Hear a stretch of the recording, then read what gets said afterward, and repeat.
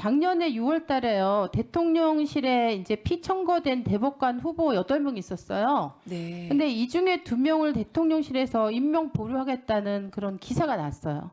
그러고 나서 그 당시 대법원장님이 실제로 이제 2명을 추천하셨는데 그 임명 보류에 거론됐던 2명은 당연히 포함되지 않았습니다. 알고 계십니까? 알고 있습니다. 네. 이건 명백하게 대법원장의 대법관 재청권을 침해한 거라고 생각하는데 동의하십니까? 그 당시 저도 후보자 중에 한 명이어서 제가 네. 그 부분에 대해서 말씀드리는 게 적절하지 않다는 생각이 좀 있습니다. 네, 저는 이게 명백하게 사법권의 독립성을 침해한 그 아주 대표적인 사안이라고 생각합니다. 근데 유사한 성격의 또 일이 있어요.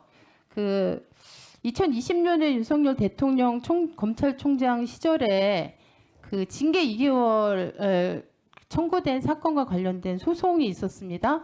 근데 1심에서는 법무부가 승소를 했는데 법무부 장관이 바뀌고 2심에서는 법무부가 패소를 했습니다. 근데 이때 2개월 징계 처분의 근거 중에 뭐가 있으냐? 판사 사찰이 있었어요. 알고 계십니까? 뉴스를 통해서 알고 있습니다.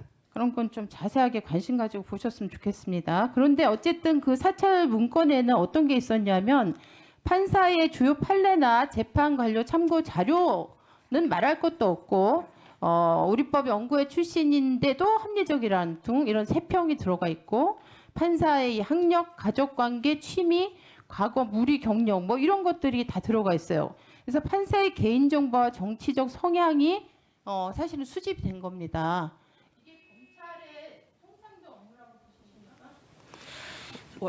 원론적 일로만요. 예, 그럼 짧게 늦게 하셔가지고 짧게 그래요. 그러면 질문을 짧게. 검찰의 통상 업무라고 보시냐고요? 원론적으로는 통상 업무라고 보지 않고 있습니다. 그렇죠. 네. 네.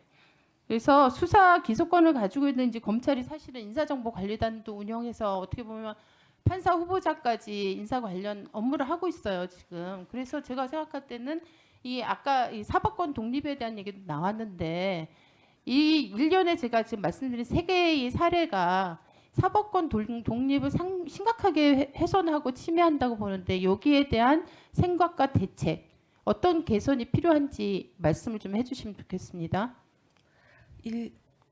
죄송합니다, 위원님. 1년에 3개의 사례라고 말씀하시는 것은 대법원 재청권 관련된 거, 그다음에 그 판사 사찰, 검찰총장 징계 사안, 그다음에 인사관리정보단 법무부가 판사를 포함한 법관을 포함한 인사정보 작업을 지금 법무부가 하고 있잖아요. 네, 요거에 대해서.